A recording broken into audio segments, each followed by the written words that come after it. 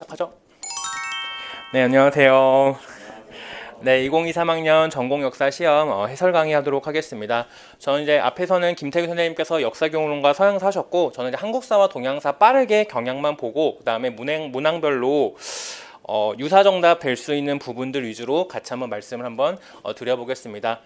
출제 경향은 예년에는 한국사와 동양사가 거의 비슷한 비중으로 출제가 되었다가 올해는 한국사가 조금 더 점수 비중이 많아졌습니다. 그래서 한국사에서 점수를 얼마나 효과적으로 가져가느냐가 이번 시험에서의 고득점 싸움이 되지 않았을까 싶은 부분들이 있어요. 그래서 이 부분들은 지금 해설지 첫 페이지에 나와 있는데 한번 같이 보시면 좋을 것 같고, 그다음에 이제 전반적인 경향을 보게 되면은 4점짜리 문항에 1점씩 꼭 지문의 내용과 뭐 관련하여 바탕으로 비교하여 참고하여 라고 하는 문항들이 굉장히 많았습니다. 그래서 이번 시험의 경향 2번에 보시게 되면은 이번 시험에 나온 이런 바탕으로 참고하여 포함하여 비교하여 특징에 근거하여 등등의 문항들이 굉장히 많았는데, 이런 것들 자체가 여러분들의 조금 시간 부족을 유발했을 가능성이 크고, 시간이 부족했기 때문에 실수를 유발했을 가능성이 굉장히 큽니다. 그래서 이런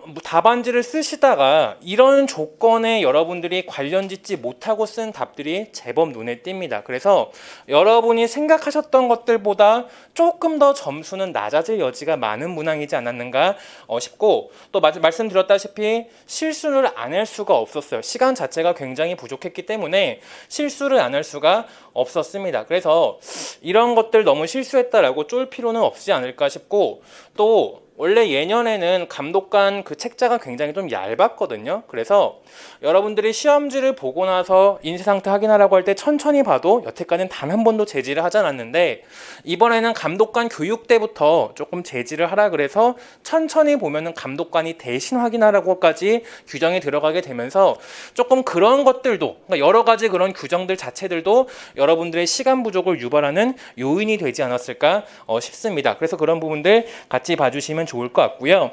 그 다음에 사료의 출전 등이 제시가 대부분이 되지가 않았습니다. 그래서 한문 사료 같은 경우는 여러분은 답을 보게 되면은 대체로 잘 쓰신 분들도 많지만 정말 산으로 가는 답안들도 제법 있었어요. 그래서 그런 것들도 조금 더 어렵지 않았는가 싶고, 그 다음에 요 근래 예를 들면 제 부분에서는 중국의 역사라고 하는 책들 혹은 사료를 보는 아시아사와 관련된 책에서 시험 문제 출제가 거의 굉장히 줄어들었거든요. 거의 출제가 안 되고 있었는데, 이번 시험에는 그런 서적들에서 2, 3점 정도 출제가 되었습니다. 그래서 그런 것들이 조금 더 여러분들에게 어렵게 느껴지지 않았을까. 특히 혼자 공부하시는 분들에게는 훨씬 더 어렵게 느껴지지 않았을까 싶고요. 다섯 번째 보게 되면은 아까 말씀드렸다시피 비교하여, 뭐 관련하여 이런 서술 문항들이 있기 때문에 그것의 채점 기준에 따라서 점수의 폭이 달라질 여지가 조금은 있습니다. 제가 아까 어제랑 오늘 한 진짜 100개 이상 채점을 쭉 해왔는데, 쭉 채점을 해봤을 때 저조차도 조금 세모를 치는 것들이 간혹 있었거든요. 저조차도 이거는 조금 애매할 수 있겠다 싶은 것들이 몇몇 분들이 있어서 아마 그런 것들에 따라서도 여러분의 점수가 좀 달라질 여지가 많고, 마지막으로 지금 교육학도 어떻게 보면 굉장히 쉽거든요. 근데 어떻게 보면 채점 기준에 따라서 또 정답률이 나뉠 만한 부분들이 굉장히 많이 있기 때문에 여러분들이 우리 시험 어쨌거나 전공과 교육학 합산으로 1차 합격자가 결정되니까 너무 미리 자신의 성적을 예단하지 말고, 또 1차 합격자는 전국에서 뭐 400명 이상이 붙는 것이기 때문에 본인이 예를 들면 뭐 300등인데 나보다 잘하는 사람이 200명이나 눈에 보여, 안 해, 2차 준비 안 해 라고 했다가 12월 말에 이제 막 울며 불면서 저한테 난리치지 마시고 2차 준비는 최대한 열심히 해주시면은 좋지 않을까 싶습니다. 그래서 뭐 옆에 과목별 경향 같은 부분들은 여러분들이 그냥 보시면은 뭐 되지 않을까 싶어요. 방금 전에 쭉 얘기했던 부분들이었고, 그나마 저희는 그래도 아마 학원 수강생들이 타 학원이나 혼자 하신 분들보다 조금 나았을 거라고 생각했던 부분들이 뭐냐면은, 그래도 강조한 것들이 많이 나왔습니다. 강조한 것들이나 이런 뭐 제도사, 통시대적인 문항들 같은 것들이 출제가 많이 되었고, 실제로 혼자 공부하신 분들은 그런 데서 많이 나갔다라고 하시는 분들도 많아서 아마 여러분들 자체가 좀 더 유리하지 않았나 싶어요. 그래서 한번 쭉 보도록 보도록 하겠습니다. A형부터 보도록 하면은 먼저 A형 2번은요. 거의 프리패스기는 합니다. 거의 프리패스. 워낙 많이 됐고 워낙 중요한 왕들이어서 뭐 당항성이라던가 A형 2번 문제 보게 되면은 비담이라던가 이런 것만 보고도 굉장히 쉽게 답을 유추할 수 있는 답들이었습니다. 그래서 이것들은 정답률은 거의 뭐 합격권, 그러니까 상위 한 15% 정도의 학생들이라고 친다면은 정답률은 90%가 넘어갑니다. 근데 왜 100%라고 단정을 짓지 못했냐면은 이 두 번째에다가 선덕여왕이라고 쓰신 분들이 제법 됩니다. 선덕여왕이라고 쓰신 분들이 간혹 섞여 있어서 한 상위권으로 기준으로 치면, 그러니까 합격권에 다 가가선 학생들이라고 친다면은 한 20명 중에 한두 명 정도는 여기다가 선덕여왕을 쓴 경우가 있었습니다. 20명 중에 한두 명 정도는 선덕여왕을 쓴 경우가 있어서 이 부분 때문에 조금 여기서 1점씩 까이신 분들이 제법 있었다 정도 말씀을 드릴 수 있을 것 같고요. 3번 문항도 마찬가지입니다. A형 3번 문항도 해상공국이라고 하는 것만 보더라도 금방 답을 유추할 수 있는 문항이었죠. 보부상이라고 하는 것을 금방 유추할 수가 있었고, 나의 경우도 나무몽동회 600개로 만민공동회를 습작한다라고 하는 부분만 보더라도 황국협회라고 하는 것을 금방 유추할 수가 있었는데, 여기서 갑자기 황자를 쓰다가 황국중앙총상회 갑자기 떠올라가지고 황국중앙총상회로 빠지신 분들이 또한 10명 중에 1명 혹은 20명 중에 1명꼴로 있었습니다. 그래서 이것도 완전히 상위권이다라고 하더라도 정답률이 100%까지는 아닌 것 같아요. 황국중앙총상회라던가 이런 이상한 단체로 빠진 경우가 있어서 이것도 여기까지 기입형을 4점 다 가져갔다라고 한다면은 잘했다라고 보시면은 좋을 것 같고요. 그다음에 A형 4번은 서양사니까 넘어가고요. 5번도 넘어가겠습니다. 6번으로 가겠습니다. 6번에 보게 되면은 먼저 이제 전근대사에서 중국사의 범위를 넓히는 듯한 문제가 나왔는데 기억에 들어갈 것은 과진론입니다. 사료로 보는 아시아사의 진승 오광해난의 사료의 출전이 과진론인 게 하나가 실려 있습니다. 그래서 아마 여러분들이 푸신 문항 중에서는 오버스토리 책에 보면은 그 사료, 가히의 과진론을 제시하고 준 문항이 있었어요. 가히의 과진론이라고 하고 제시한 사료가 있었는데 그것 때문에 맞추신 분들도 간혹 있기는 합니다. 있긴 한데 한 정답률은 그래도 10% 미만이지 않을까 싶어요. 왜냐하면 과진론까지 외우기에는 여러분들이 너무 외울 것이 많아서 정답률은 10% 미만이지 않을까 싶고요. 다만 이제 유사 정답으로 갈 수 있는 영역이 하나가 뭐냐면은 과진론 자체가 신서라고 하는 책에 실려 있고 신서라고 하는 것이 동양사 개론에는 나와 있거든요. 신서를 유사 정답으로 인정할 가능성이 제 기준에서는 5%쯤 됩니다. 왜 5%밖에 안 되냐면은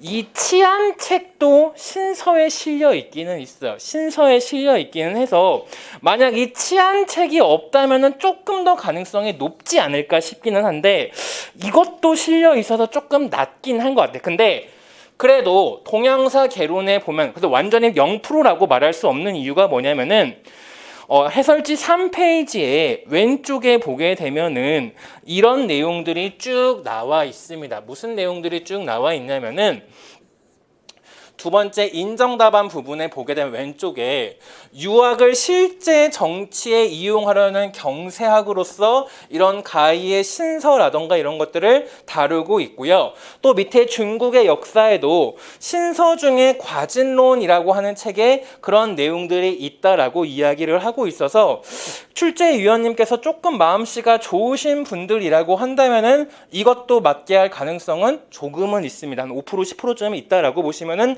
좋을 것 같고요. 이것까지 정답으로 인정을 한다면은 정답률은 10%가 좀 더 넘어가지 않을까 싶습니다. 저는 그냥 그 정도로 보고 있습니다. 두 번째로 이 문제가 조금 채점이 어려울 수가 있는 게 뭐냐면은 지금 문항 스타일을 봤을 때 아마도 작년이랑 비슷한 분이 출제에 들어간 것이 아닌가 싶어. 근데 작년이랑 올해 문제랑 조금의 차이가 뭐냐면은 자꾸만 이런 식으로 조건들을 구체적으로 보거나 자꾸 구체적인 내용을 쓰라라고 한다거나 이런 것들이 나오는데 자 보겠습니다.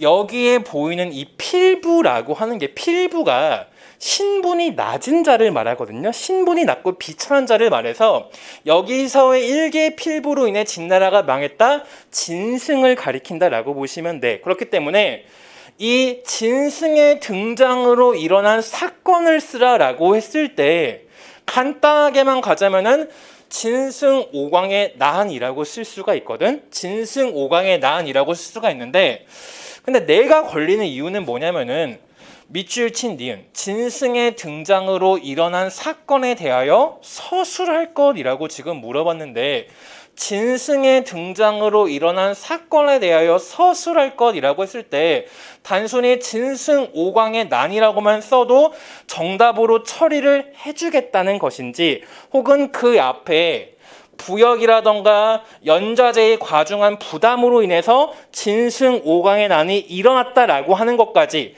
배경까지 쓰라고 하는 것인지가 조금 와닿지 않아. 여러분 답을 검토해 보면은 진승 오광만 쓰신 분들도 반, 그리고 요 앞에 수식어까지 정확하게 붙여주신 분들이 반이거든.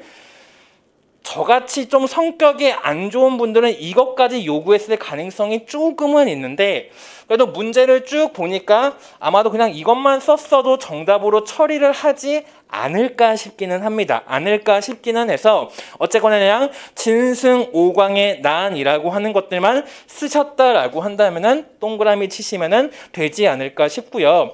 이거는 조금 채점 과정 중에 어떤 지침이 있을 수 있는 여지가 조금 있다라고 보시면은 좋을 것 같고요. 그 다음에 니은으로 인해서 일어난 사건에서 썼고, 그 다음에 니을의 구체적 내용을 서술할 건 있는데, 지금 여기에 나온 것들이 뭐 과진로는 거의 안 하기는 했어. 거의 안 하기는 했는데 나머지 것들은 막 3번, 4번, 5번씩 풀고 했던 주제들이라서 난 여러분들 굉장히 잘 쓸 줄 알았거든. 근데 여러분 답들이 여러 갈래야. 그리고 나서 문제를 저도 찬찬히 보니까 이거 자체가 굉장히 여러분들에게 조금 추상적으로 다가왔던 것 같습니다. 왜 추상적으로 다가왔냐면은 유교적 지배 이념에다가만 밑줄을 친 게 아니에요. 춘추 공양전의 기초안에다가 밑줄까지 쳐져 있거든. 이 춘추 공양전이라고 하는 것은 여러분이 보는 개론서에서 2가지 의미로 나옵니다. 무슨 의미가 나오냐면은 천인감흥설의 내용이 내재되어 있었다라고 하는 것들 부분에서 한 가지가 나와 있고, 두 번째는 한유중에서 얘기를 하고 있어요. 법치의 적용 가능성이 있었다라고 하는 부분에서 이야기를 하고 있다고. 둘 중에 뭐를 써야 될까 고민한 분들이 제법 있었던 것 같아. 그리고 춘추 공양전에 포커스를 맞추지 않고 그 뒤에 유교적 지배 이념에다가만 포커스를 맞춰가지고 태학이라던가 오경박사 쪽으로 가신 분들도 제법 많습니다. 제법 많은데 저도 어떻게 채점을 하겠다는 것인지가, 그러니까 어떻게 채점을 하실지가 조금 저도 좀 궁금하긴 합니다. 작년 채점 기준이었다라고 한다면은 다 맞게 할 가능성이 있어요. 근데 춘추 공양전까지 굳이 밑줄을 쳤던 것을 봤을 때는 아마도 천인감흥설 쪽과 관련된 내용으로 갔었어야 되지 않을까라는 생각이 들고, 가장 안전한 것은 천인감흥설 얘기하면서 은근슬쩍 태학까지 얘기했다라고 한다면은 그것도 괜찮은 답이라고 생각을 합니다. 근데 태학만 쓰게 되면은 춘추 공양전을 너무 조금 포괄하지는 못하는 것 아닌가라는 개인적인 생각은 들어서 이거에 따라서 이 문항의 정답률은 크게 요동칠 가능성이 큽니다. 만약에 천인감흥설이나 혹은 조금 더 넓어서 법치 이런 성격적으로 이야기를 갔다라고 한다면은 조금 정답률이 여기까지만 너무나 낮아갖고 태학까지 한다면 조금 높을 것 같아. 근데 법치는 또 고민되는 이유가 뭐냐면은 법치의 적용 이런 건 약간 성격의 느낌인데 내용을 쓰라라고 해서 구체적인 내용을 쓰라라고 했는데 법치와 접합시켰다. 이거는 조금 구체적인 내용이라고 보기엔 조금 애매한 느낌이 있어서 저는 일단 여기와 관련돼서 답을 썼을 경우 정답률이 가장 높지 않을까라고 생각이 듭니다. 생각이 들고, 그래서 옆에 해설지 잠깐 3페이지에 보게 되면 여러분들 답을 쭉 검토하고 그냥 볼만한 답들을 몇 개 넣어놨는데 먼저 위에 있는 이런 천인 가문설과 관련된 이야기들은 대체로 정답에 가깝지 않을까 싶습니다. 정답에 가깝지 않을까 싶고, 그 밑에 법과적 통치 이념과 유교주의 사상의 결합, 어떻게 보면 구체적인 내용 같기도 하고 어떻게 보면 약간 피상적인 성격 같기도 해서 저는 이게 조금 고민이 되더라고. 맞게 할 수도 있고 틀리게 할 수도 있다. 근데 뭐 저는 저 같으면 그냥 맞게 할 것 같거든요. 저 같으면 맞게 할 것 같은데 조금 고민이 되지 않을까 싶고, 밑에 것도 마찬가지야. 태학 설립, 효렴과 설치 이런 걸 했을 때 이게 과연 춘추 공양전까지 포괄한다라고 볼 수가 있을까? 아니야. 근문학을 교육시켰으니까 이것도 맞지 않을까라는 생각이 들어서 저는 뭐 일단 이것도 동그라미를 치긴 했습니다. 동그라미를 치긴 했고요. 마지막에 충효를 기반으로 한 황제 지배 체제의 정당화. 이거는 과감하게 X표를 그었습니다. 이건 조금 어렵지 않을까 싶은데, 어쨌든 이런 식으로 조금 여러분들 같이 봐주시면은 대략적인 정답 근거 잡는데 좋지 않을까 싶고, 사실 이 내용도 가장 자세한 거는 중국의 역사 시리즈입니다. 중국의 역사 시리즈여서 올해 문항은 작년, 재작년보다 확실하게 중국 전근대사는 조금 더 까다로웠을 가능성이 큽니다. 그 정도 한번 봐주시면 좋지 않을까 싶고요. 넘어가도록 하겠습니다. 넘어가도록 하고요. 그 다음에 옆에 또 이 문제가 있어. 이 문제 또 여러분들이 많이들 골치를 아프신 것 같은데, 먼저 해설지를 봐봐요. 해설지가 이렇게 여백 없이 2페이지를 꽉 채웠다는 것은 뭔가 여러분들의 정답에 문제가 있다라는 얘기겠죠. 있다라는 얘기고, 지금 합격권 정답률도 여러분 보게 되면은 제가 기대하는 여러분들의 점수가 낮습니다. 왜 점수가 낮냐면은 한번 지문을 가지고 한번 이야기를 할게요. 먼저 가 지문 자체는 우리가 몇 번 봤던 내용들이고 연도적 힌트까지 주어졌어. 1937 정도 안 줘도 우리가 계산해서 더 할 수 있는데 이것까지 친절하게 줬다고. 여러분들 굉장히 1937만 보고도 쉽게 답을 유추하셨습니다. 물론 갑자기 조상신이 노하셔서 단체 이름 한 글자가 생각 안 나서 빼먹었을 가능성은 있지만, 한국광복운동단체 연합회 혹은 연합까지만 쓰셔도 정답은 가능합니다. 시마스 교과서 등에서는 회자를 빼고 썼기 때문에 그런 거 다 검토해서 정답으로 인정할 가능성이 크고요. 그 다음에 의 자체는 개론서마다 다릅니다만 민족주의 세력들 간의 연합 혹은 우파 세력들 간의 연합, 이런 뉘앙스로 쓰면 되지 않을까 싶고요. 다음 광복군이 영국군의 요청을 따라 한 행동. 미얀마에서 포로 신문이라던가 이런 역할들을 담당하였다라고 하는 것들 쓰시면 되지 않을까 싶고요. 그런데도 왜 제가 정답률을 짜게 잡았냐면은, 먼저 여기서 단체 이름을 순간적으로 엉뚱한 단체를 쓰신 분들이 한 20-30%가 있습니다. 합격권에서도 20-30%가 간혹 엉뚱한 길로 밟으신 분들이 있고, 두 번째로 밑에 이것의 정답률이 이 문제의 조건만 보면은 정답률이 굉장히 낮아요. 굉장히 낮은데, 먼저 나의 내용을 바탕으로 서술할 것이라고 하는 조건이 주어졌습니다. 우리 모고 때 많이 연습해 봤잖아. 다를 제정한 이유를 서술할 것이라고 낼 수가 있는데, 굳이 나의 내용을 바탕으로 쓰라라고 한다면은 무언가 여기에 핵심적인 키워드가 있다는 얘기인데, 나 지문을 보면요, 무슨 얘기가 있냐면은 이번 32회 임시의정원 회의에서 임시약헌 개정안을 제출하여 조직을 변경하였으니라고 해서 이거 자체가 1940년에 주석 중심 지배 체제로 변동한 내용을 지금 여기서 이야기를 하고 있습니다. 1940년 10월 달에 이거 자체를 개편한 이야기를 하고 있고, 개편을 하면서 이 광복군 자체를 차기 만들 이 국군 자체를 김구 주석의 지휘권으로 편성을 해놨습니다. 주석의 지휘권으로 편성을 해둔 것이 나의 내용이야. 그렇기 때문에 김구 주석이 가지고 있는 광복군의 지휘권 문제와 관련해서 답안을 쓰셨어야 되는 것이었고, 그렇기 때문에 김구가 지휘권을 가지고 있는 것이 문제다. 이것을 장제스형, 국민당의 장제스형이 국민당에서 이것을 가져가겠다라고 하는 것이 핵심적인 키워드라고 보시면 좋을 것 같습니다. 즉 해설지가 굉장히 긴데요. 먼저 해설지 4페이지의 오른쪽 상단에 있는 거에 보게 되면은 먼저 여기의 내용은 주석 중심제로 개편하는 그 사료의 일부입니다. 32회 임시의정원에서 주석 중심으로 바꾸는 얘기여서 국군을 다 관리하는 국가 원수의 자격을 가진다라고 주석의 권한을 규정을 하고 있고요.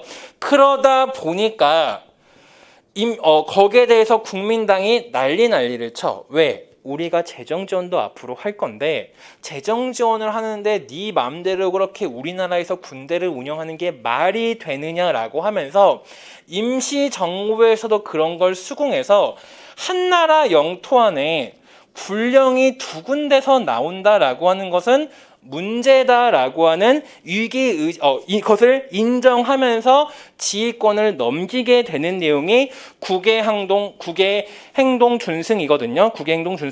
행동준승 국외항이어서 그런 내용들에 기반해서 문제를 썼었어야 되지 않을까 싶습니다. 그래서 여러분 답안들을 쭉 검토해 보면은 다시 4페이지 왼쪽에 여러분 답안 검토 사례 보게 되면은 첫 번째와 두 번째가 약간 그런 느낌으로 쓰신 여러분들의 답안인데 근데 문제는 뭐냐면은 제가 여러분 답안을 수백 개를 검토를 했는데 이렇게 쓰신 분들이 전체 응시생 우리 학원 기준으로 5%에서 10%밖에 되지가 않아. 이런 정도로 쓰신 분들이 많지가 않습니다. 그래서 이렇게만 채점을 한다면은 굉장히 지금 정답률이 낮을 수밖에 없는 문제. 거의 5%의 수렴을 하고 있기 때문에 정답률이 낮아요. 근데 교과서에서는 재정 지원의 대가라고 하는 것을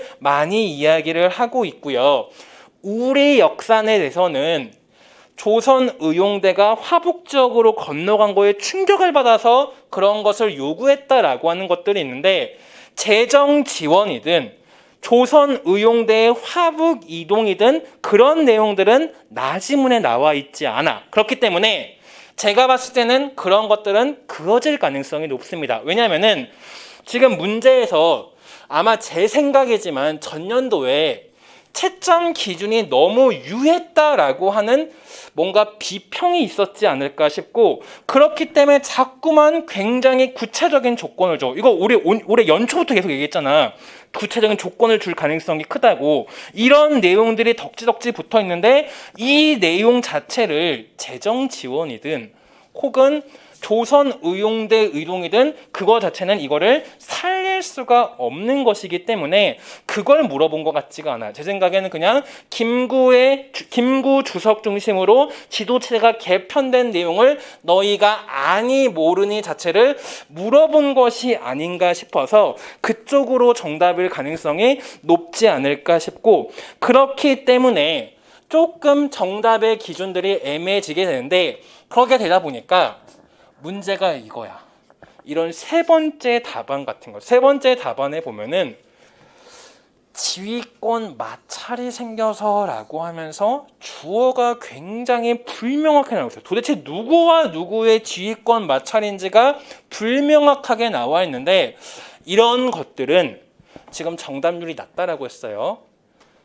출제 교수님께서 이것까지 정답으로 처리를 하라고 할 수도 있고 그으라고 할 수도 있어. 문항 자체는 굉장히 불명확한 문장인데 맞는 말이거든. 김구 주석이냐 국민당이냐 지휘권 마찰이 이 시기에 굉장히 많았던 건 핵심 트루이기 때문에 이거 자체는 주어가 불분명하지만 맞게 할 가능성도 배제할 수 없다라고 하는 것들 보시면 좋을 것 같고 근데 밑에 부는 안 됐죠. 밑에 부는 집단 지도 체제라고 하기엔 조금 애매합니다. 주석 중심이라는 말이 있어야 되기 때문에 이거 자체는 그어질 가능성이 크고 그 다음에 우리 역사에서 것을 보고 이 내용을 쓰신 분들이 있는데 이거 자체는 나 지문을 전혀 살리지 못했기 때문에 그어질 가능성이 좀 높지 않을까 싶습니다. 나 지문을 전혀 살리지 못해서 그어질 가능성이 높지 않을까 싶고요. 나머지 내용들도 조금 비슷한 느낌으로 애매합니다. 애매한데 이것도 마찬가지야. 이것도 이 문항 자체가 여러분들 자꾸 나 지문과 상관없는 방향의 답이 많기 때문에 이것도 어떻게 보면 정답으로 처리할 가능성이 조금은 있습니다. 굉장히 잘 모르고 그냥 지문 내용 보고 쓴 느낌이긴 한데 정답률 자체가 낮기 때문에 교육학이라면 동그라미 합치라고 했을 거야. 근데 전공이기 때문에 그어질 가능성도 있고 애매하게 걸칠 가능성도 있다라고 하는 부분들 기억해 주시면은 좋지 않을까 싶습니다. 좋지 않을까 싶고 이건 너무 지문 내용 그대로 쓴 느낌이어서 어려울 것 같아요. 어려울 것 같지만 그런 부분들 봐주시면은 좋지 않을까 싶고요. 넘어가서 해설지 5페이지에 하나 오타가 있습니다. 이건 이 책 자체의 오타인데 제가 그냥 그대로 가지고 왔다고 하는데 이거는 인강에는 수정돼서 올라갔습니다. 올라갔는데 3번의 대한민국 임시정부사 첫 줄에 39년 10월 8일이라고 되는데 40년입니다. 1940년이어서 이거 그냥 오타만 가볍게 고쳐주시면 되지 않을까 싶고 근데 저도요. 여러분 이거 틀려도 걱정할 게 아닌 게 저도 웬만하면 여러분이 보는 책에서 텍스트를 가지고 오려고 노력을 하거든. 근데 봐봐. 임시정부사. 임시정부 자료집 이런 데서 텍스트를 가지고 왔기 때문에 틀리셨어도 너무 신경 쓰지는 마세요. 너무 신경 쓰지는 말고 그냥 그런갑다라고 하고 넘어가시면은 되지 않을까 싶습니다. 되지 않을까 싶고 그 정도 봐주시면은 되지 않을까 싶고요. 넘어가도록 할게요. 쭉쭉쭉 넘어가서요. 자, 그냥 한문 서류 문제인데 세상에나 한문 서류 문제에 이렇게 출전을 다 삭제한 경우가 굉장히 좀 오랜만이긴 합니다. 그래도 최근에 있긴 있었습니다만 다 삭제를 하고 주셨고 지문 자체는 우리가 원체 많이 연습한 사료여서 정답률이 나쁘지가 않았어. 정답률이 나쁘지가 않았고 좋았는데 다만 이제 여러분들에게 혼동을 느끼게 했던 지점은 오히려 이 힌트가 이 연도 자체는 고려사가 편찬된 연도고 이 이름의 고려사 저료가 완성이 되거든요. 이거를 보고 오히려 혼동을 일으켜서 오답으로 간 경우가 제법 있었습니다. 제법 있어가지고 이것 때문에 조금 나 자체의 오답률은 많았다라고 하는 것들 봐주시면 좋을 것 같고요. 두 번째로 해설제 있습니다. 문헌의 명칭은 삼강행실도입니다. 근데 편찬 목적에 정확하게 타겟팅을 해야 되고 백성 혹은 문자를 모르는 이들 혹은 피지배 계층 농민 이런 식으로 그런 글자를 모르는 이들을 위한 편찬이라고 하는 것을 명확하게 써야 되는데 간혹 성리학적 지배체제를 확립하기 위함이다. 혹은 이런 식으로 추상적으로 쓰신 분들이 좀 있어서 오히려 여기서 깎이신 분들이 있었고요. 두 번째로 고려사 저료와 그 다음에 그런 편년체의 이런 연어를 기준으로 한 것의 특징을 니은을 참고하여 서술할 것이라고 되어 있는 부분에 대해서 이제 쓰는 거였는데 잠깐만 해석본을 가지고 볼게요. 해석본을 가지고 보면은 해설지 6페이지에 보면요. 왼쪽 하단에 보게 되면은 밑줄 튄 니은 부분이 쭉 나와 있거든요. 근데 그 니은 부분에 즉 밑에서 세 번째 줄에 보면은 연어를 표시하여 사건을 서술이라고 되어 있는 부분이 있어서 이거 자체가 너희 한문사로 못 읽은데 어쨌든 그거 보고 그 내용이라도 쓰라는 것인지 혹은 연어를 보고 참고하는 것의 특징을 조금 더 입각해서 쓰라는 것인지가 조금 저는 고민되기는 합니다. 그래서 연어를 참고하라고 하는 부분이 여기에 나와 있기 때문에 연, 월 이야기 이외의 것, 즉 차라리 편년체 얘기를 조금 더 써주시던지 혹은 기전체부에서 분량이 적고 사건의 추이를 파악하기 좋다는 것을 쓰라라고 하는 것인지 이것도 조금 채점 기준에 따라서 달라질 여지가 있는 문항입니다. 그래서 여러분들 이거 정확하게 쓰신 분들은 제발 칼차기를 오늘부터 물을 떠다 놓고 비시기를 바랍니다. 물을 떠다 놓고 비다 놓고 보시면 좋을 것 같고, 그래서 해설지 6페이지에 옆에 여러분 답안을 쭉 검토한 것들을 보게 되면은, 빠르게 할게요.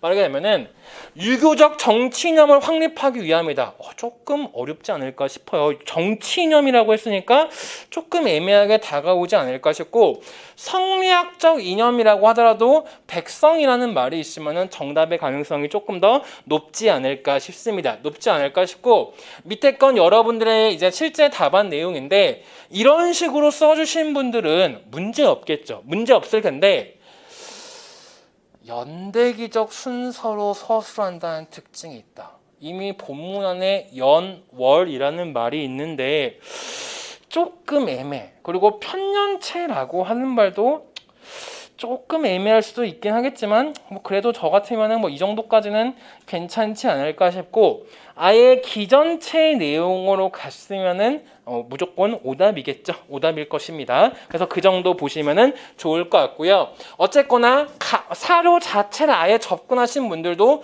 조금 있고, 또 추상적으로 쓰셔서 틀리신 분들도 있고, 나 같은 경우는 특히 오답률이 높기는 했어요. 이거 사료 자체 교재도 그대로 실려 있는데도 불구하고 오답률 자체가 조금 있어서 맞았다라고 한다면은 남들보다 앞서가는 문항이다라고 기억을 해주시면은 좋을 것 같습니다. 넘어갈게요. 그 다음에 A형 12번인데요. 빨리 하자. A형 12번인데 10번인데 자, 먼저 청일전쟁 시모노세키 조약이 다시 재탕되어서 나왔습니다. 그래도 우리가 수업 시간에 마지막에도 계속 봤기 때문에 여러분들 정답률은 높았고, 위해위, 웨이하이 외에도 교주만 나왔으니까 나올만 하다고 원체 강조했기 때문에 정답률은 굉장히 높아요. 오히려 여기선 별로 실수를 안 하더라고요. 실수를 한 분들을 거의 못 봤는데, 여러분들이 이제 실수한 부분은 뭐냐면은 이거 두 가지야. 이거 두 가지에서 실수를 많이 하셨습니다. 왜 많이 했고, 제 말을 들어보면은 아마 얼굴이 흑빛이 되시는 분들이 제법 있을 건데요. 왜냐면은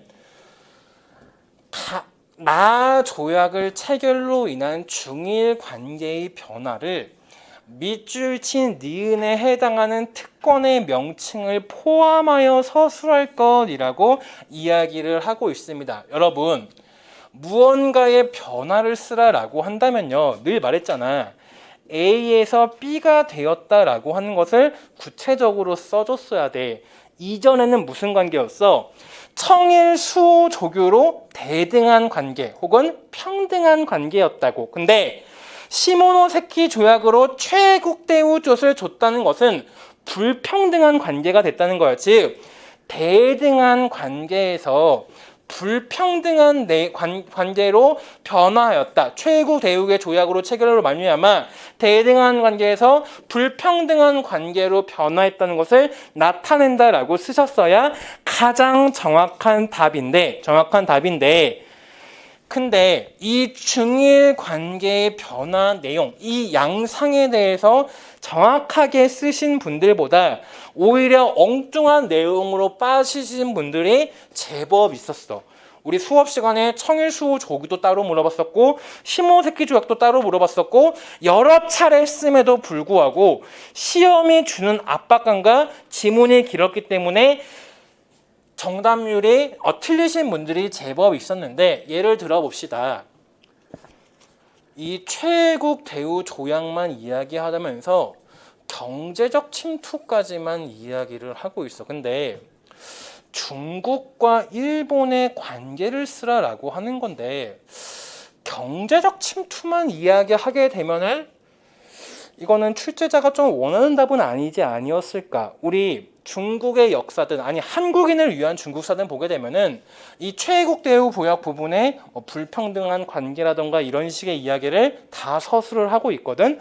근데 너무 경제적 조약으로만 가게 되면은 제 생각에는 조금 위험할 수 있지 않을까 싶습니다. 위험할 수 있지 않을까 싶고요. 그래서 이런 식의 경제적 침투 가속화라고 하는 부분들은 중국과 일본의 관계가 조금 애매하게 사는 느낌이 든다라고 하는 것입니다. 왜냐하면은 이전에도 경제적 침투는 계속 하고 있었어. 중국은 계속 털리고 있는 쪽이었기 때문에 저한테는 크게 와닿지가 않고, 또 답을 쓰시다 보니까 중국과 일본의 관계가 아니라 동아시아적 관점으로 빠지신 분들도 있어요. 이건 완전한 오답일 가능성이 큽니다. 왜? 중국과 일본의 관계가 아니라 동아시아사의 위치를 가지고 서술을 하셨기 때문에 문항의 조건에 어긋납니다. 문항의 조건에 어긋나는 답들이 조금 있게 되지 않을까 싶다라고 하는 것들 봐주시면 좋을 것 같고요. 그래도 동등한 위치에서 침투가 가속화되었다라고 하는 이런 말이 있으면은 제 생각엔 그래도 구제 가능성은 높다라고 생각을 하는데, 단순히 경제적 침투 이야기만 쓰게 되면 혹은 제조업 종사권 이야기로 빠지게 되면은 조금 더 어렵게 가지 않을까 싶어요. 조금 더 어렵게 갈 가능성이 크지 않을까 싶고, 오히려 이런 답들이 조금 더 정답 가능성이 높을 것 같고요. 이거 자체는 틀린 답이죠. 왜?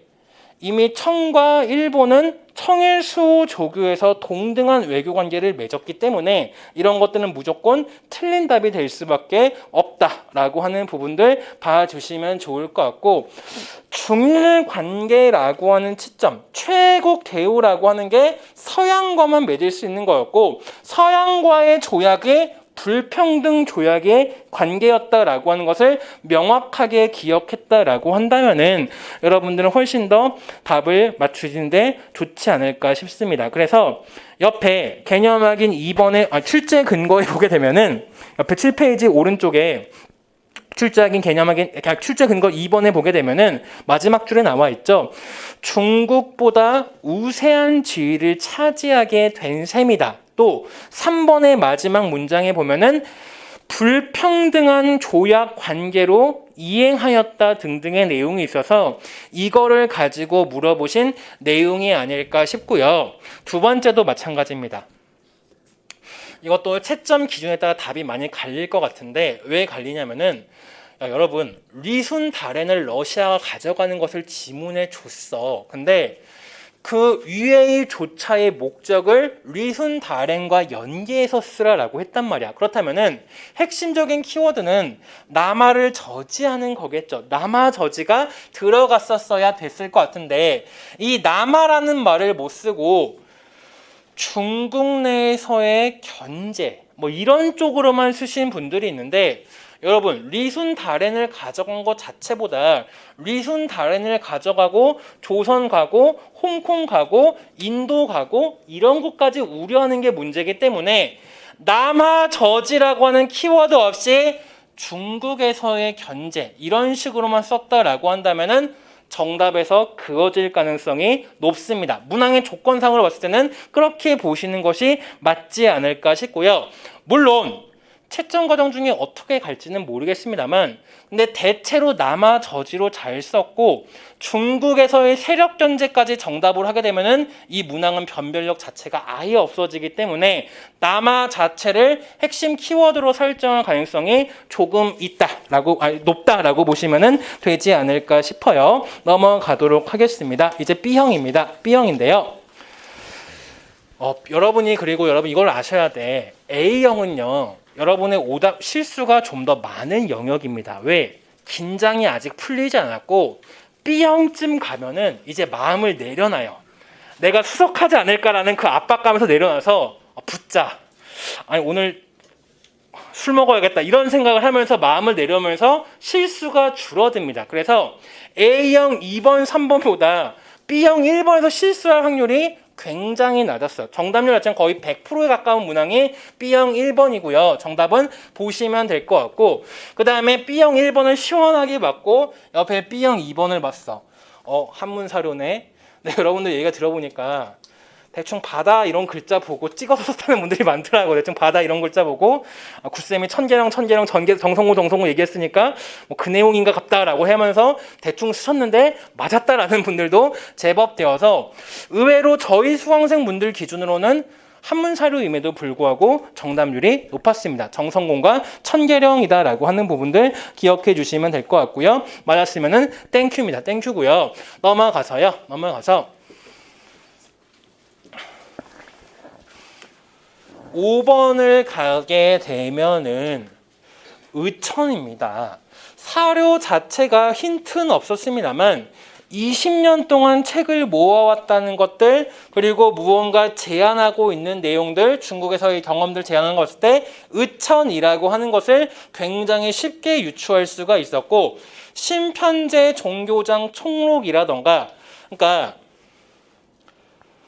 문헌을 모은 다음에 그 문헌의 모든 목록을 간행한 게 아니라 내가 앞으로 간행할 목록들을 뽑아서 만든 게 신편제 종교장 총록이고요.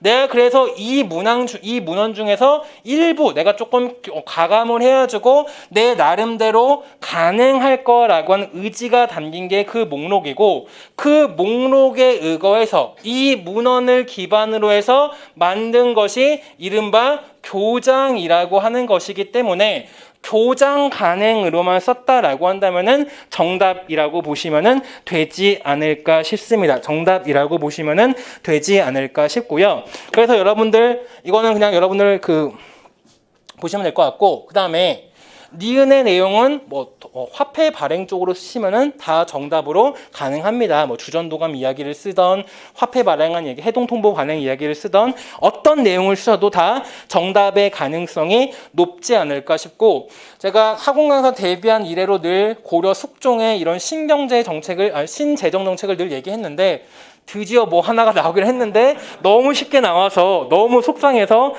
어제 맥주를 한 잔 마셨습니다. 맥주를 한 잔 마셨고요. 여러분 답들을 한번 검토해 보면은, 답들을 한번 쭉 검토해 보면요. 자, 교장 편천에 저분이 되었다. 오케이. 송거란 등의 장소를 모아 이후 교장이 간행되는데 기반이 되었다. 굉장히 정확한 서술이죠. 다 정확한 서술인데, 근데 이제 문제는 이거야. 대장경 편찬에 영향을 끼쳤다. 이게 초조인지 제조인지 교장인지 와닿지 않아. 이런 건 오히려 그어질 가능성이 큽니다. 마찬가지로 제조대장경, 즉 이른바 팔만대장경 편찬이겠죠 아마, 편찬에 영향을 미친 것이다 라고 쓰신 분이 있는데, 글쎄요. 보통 팔만대장경은요, 보통 개론서에서 뭐라고 표현을 하냐면은, 옆에 출제 근거 9페이지 맨 하단에 보게 되면은 5번에 보게 되면요, 초조대장경을 저본으로 하여 제조대장경을 만들었다라고 하는 이야기를 보통의 개론을 써서 이야기하기 때문에 이것도 조금은 위험한 답이 되지 않을까 싶어. 물론 안 본 건 아닐 텐데 가장 큰 저본은 초조대장경이기 때문에 조금 애매하게 갈 수도 있지 않을까라는 느낌이 듭니다. 이거는 조금 고민이 되는 지점의 답이다라고 하는 것들 기억해 주시면 좋을 것 같고요. 다음 천태종 개창은요, 의천이 중국에 가서 공부를 해온 결과물이지 가지고 온 책의 결과물이 아니기 때문에 그어질 가능성이 높습니다. 그어질 가능성이 높고, 또 교종의 교리를 체계화하였다는 것이다. 이것도 제 생각에는 정답의 범위에 들어갈 수 있지는 않을 것 같아. 여러분 생각을 해봐. 내가 미국에서 연구하고 있는 한국사 책들을 다 사왔어. 그래서 그 책의 목록을 가능하고 그 책을 수집했다라고 해서 한국사의 연구가 더욱더 체계화되었다라고 할 수가 있나? 아니라고 보는데, 그거는 아니라고 보기 때문에 저는 조금 이거는 정답의 가능성이 낮지 않은가 싶고요. 여러분이 참고할 만한 텍스트들은 다 여기다가 넣어놨으니까 한번 시간 되실 때 보시면은 되지 않을까 싶습니다. 넘어가도록 하고요. 제가 11월 달 와가지고 뭐 할까 고민하다가 갑자기 제도사 이런 것들 쭉 정리했잖아요. 우리 2주 동안. 조상신이 도운 것 같아서 간만에 로또를 샀는데 로또 당첨은 안 되더라고요. 로또 당첨이 됐으면은 제가 여기 안 왔을 텐데, 어쨌거나 쭉 보게 되면은 병호제라던가 그 다음에 이런 병농일치제와의 구분이라던가 이런 것들은 정답률이 높았습니다. 근데 이런 스타일 자체가 뭐 안 했나요? 6번은 안 했어요. 죄송합니다. 6번이 어딨니? 6번을 해야 되는데 어쨌든 이 과거 제도를 가지고 시험 문제 물어봐서 마찬가지 팔고문과 회신도 뭐 시험 전전주에 했었잖아요. 해가지고 정답률 자체는 괜찮게 나왔는데 그래도 여러분들이 회신은 조금 잘 안 해왔기 때문에 회신은 조금 정답률이 낮습니다. 회신은 조금 정답률이 낮아서 팔고문이라던가 이런 것들, 대꾸라던가 이런 것들로 와서 팔고문은 대부분 접근을 했는데 회신은 정답률이 좀 낮아요. 회신을 맞았다면 굉장히 앞서간다라고 하는 것들 봐주시면 좋을 것 같고요. 그 다음에 작성문머 두 번째가 마찬가지로 이것도 점수가 많이 갈려. 왜냐하면은 문제를 잘못 읽고 니을은 무엇이고 지읒은 무엇이다 라고 쓰신 분들이 제법 있어. 너무 긴장하다 보니까 니을이 담당한 업무를 지읒을 포함해서 두 가지 쓰라는 얘기거든. 두 가지란 얘기가 없지만 1점 물어봤기 때문에 무언가 키워드가 될 만한 걸 두 가지 썼어야 돼. 우리 말했잖아. 재작년에 요새 문제 나왔을 때도 요새 자체에서 몇 가지 쓰라는 말은 없었지만 채점 기준에는 두 가지를 가지고 채점을 했다라고 하면서 세 가지만 물어본다라고 한다면은 무언가 가지수가 제한이 없을 것 같은 거에 반드시 두 가지를 쓰라라고 여러 차례 말씀을 드렸는데 즉 니귿에 들어갈 부역 황책을 기반으로 해서 키워드가 될 만한 것들을 두 가지를 썼었어야 되지 않을까 싶어. 내가 봤을 때 출제위원이 가장 이상적으로 답으로 생각할 만한 부분은 우리 해설지 10페이지 출제 근거 3번의 동양사계론 566쪽에 보면은 네 번째 줄부터 부역 황책을 작성하여 토지라던가 인구의 이동을 파악하고 이를 바탕으로 부세와 요역을 징수하였다라고 하는 식으로 썼다라고 한다면은 출제위원이 제일 좋아할 답안일 거야. 아마 그거를 꿈꾸셨을 것 같은데 하지만 그냥 현실적으로 문항 조건에 봤을 때 부역 황책 작성 등을 포함해서 그거 외까지 키워드가 하나 정도만 더 들어갔으면은 다 정답으로 2점을 부여하지 않을까 싶습니다. 그래서 그냥 저는 정답은 조금 수준을 낮춰서 부역 황책 작성이라던가 어린 도책 작성, 뭐 조세 징수 이런 것들 키워드 두 가지만 들어간다면은 2점 받지 않을까 싶고요. 한 가지 들어간다면 1점인데 부역 황책 자체를 안 썼다라고 한다면은 그거는 채점 과정 중에 무언가 기준이 주어질 가능성이 큽니다. 어쨌거나 여기서 4점 가져갔다면 정말 잘한 것 2점만 가져가도 선방했다라고 보시면 좋지 않을까 싶습니다. 넘어가도록 할게요. 넘어가서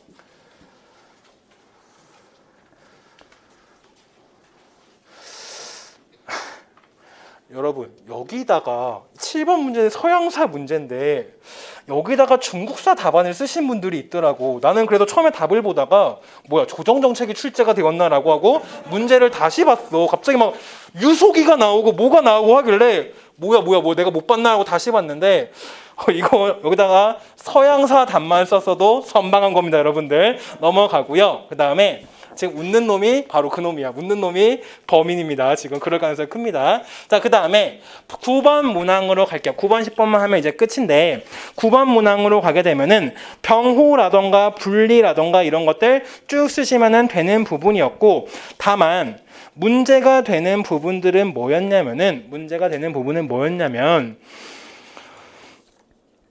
검토 사례에 먼저 보게 되면은 1번에 보면은 도망의 원인을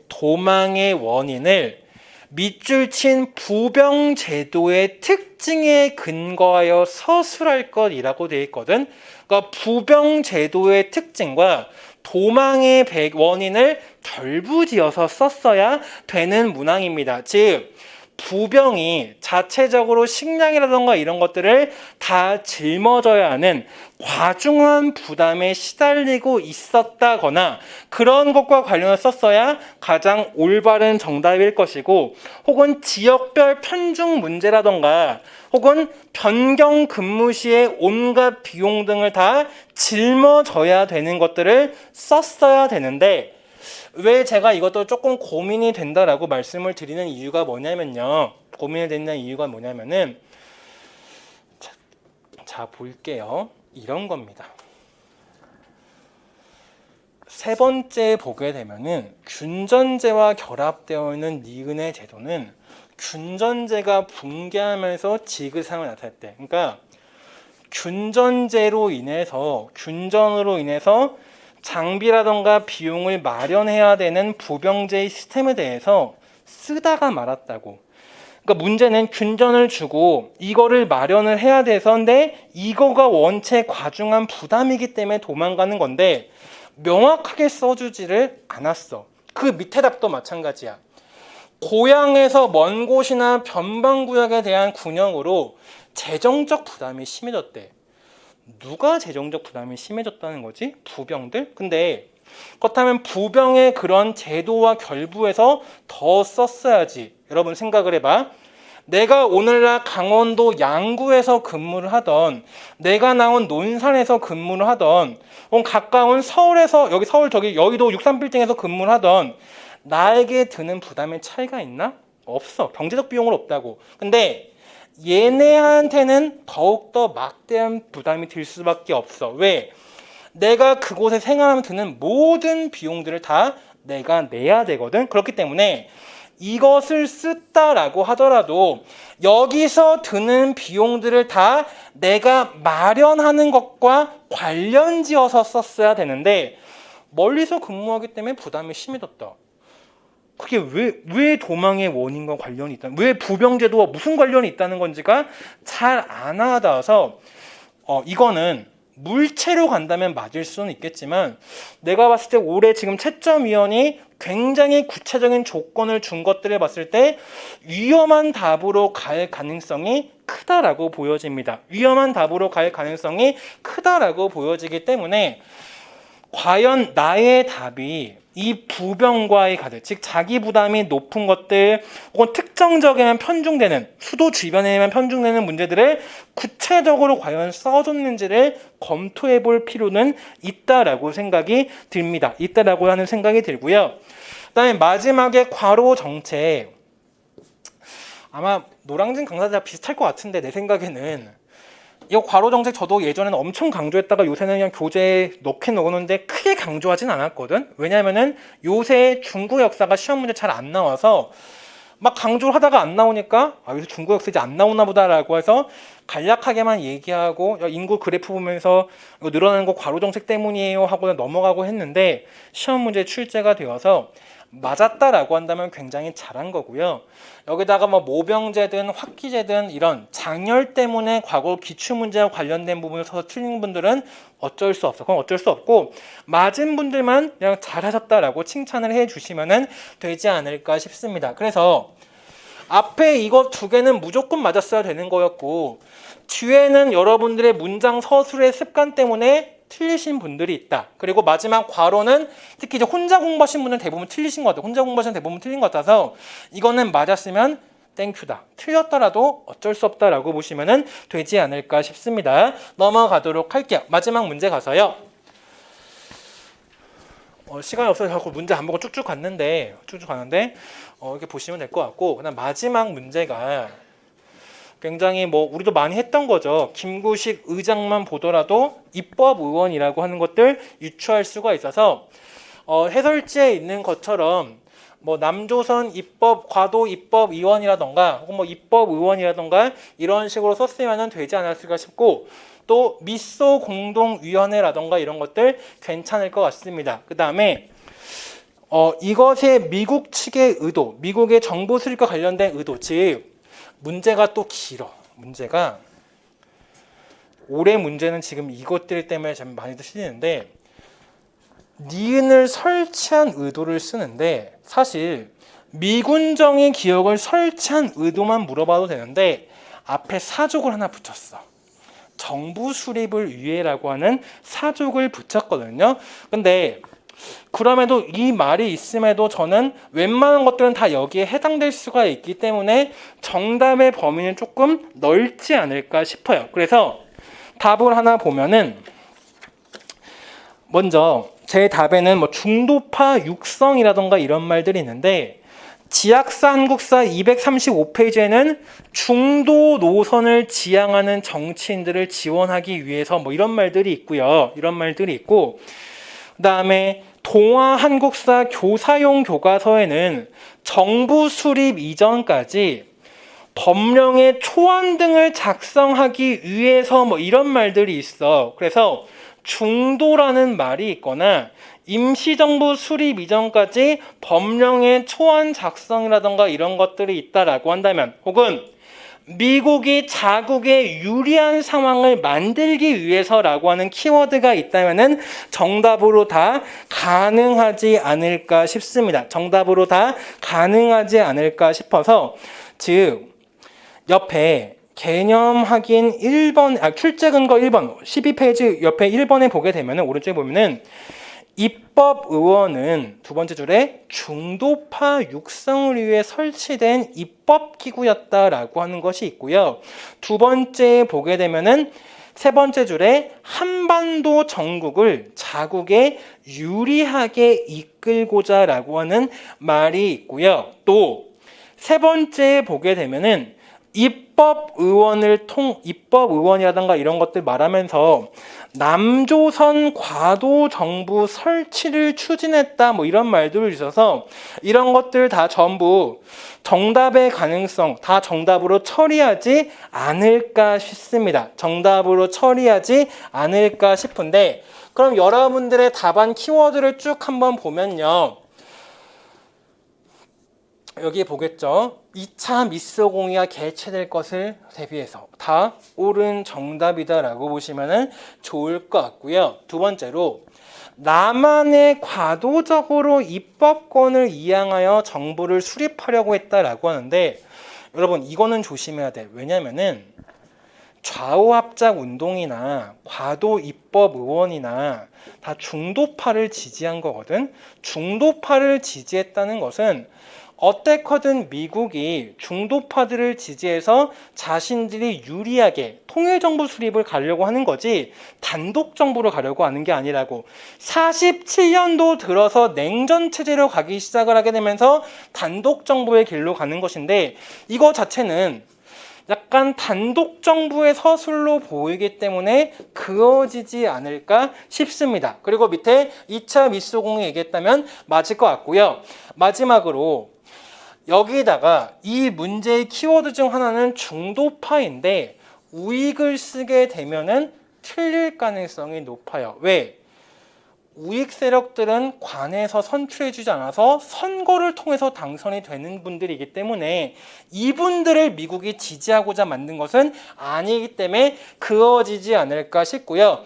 오히려 미국의 영향력이라는 측면에서 본다면은 정답의 가능성이 높지 않을까 싶습니다. 그런 것들 봐주시면 좋을 것 같고 또 그래서 여기도 정답이 의외로 많이 갈렸어. 지금 본 것처럼 정답이 의외로 많이 갈렸고 두 번째도요.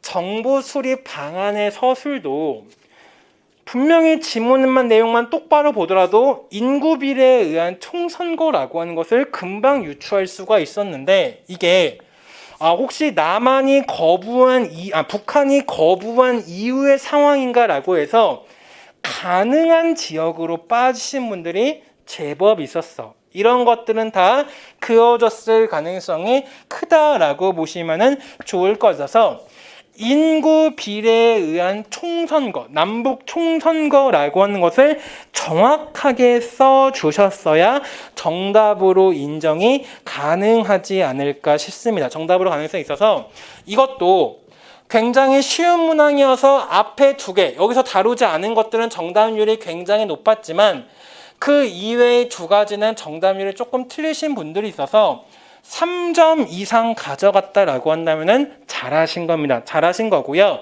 그래서 오늘 정리하면은 수도권 기준으로 말을 할게요. 수도권 기준으로 한국사, 동양사 28점 이상이면 괜찮아. 잘한 거고요.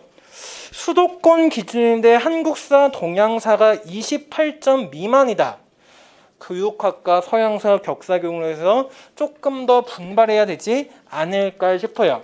수도권이 아닌 지역, 예를 들면 강원이라던가 전남 같은 지역은 이거보다 조금 미치지 않아도 괜찮을 것 같은데, 수도권이라고 한다면은 한 27, 28은 그래도 받았어야 되지 않을까? 26, 27, 28은 받았어야 되지 않을까 싶고, 채점 기준 과정에서 여러분 답이 맞게 되는 게 있고 틀릴 가능성이 있지만 어쨌든 28점 정도는 가져가라. 그게 제 권하는 사항이고요. 지방은 여기서 2, 3점, 4, 5점까지도 내려갈 여지가 있으니까 잘 준비하시면 좋을 것 같습니다. 오늘 고생 많으셨고요. 2차 반 때 뵙도록 하겠습니다. 감사합니다.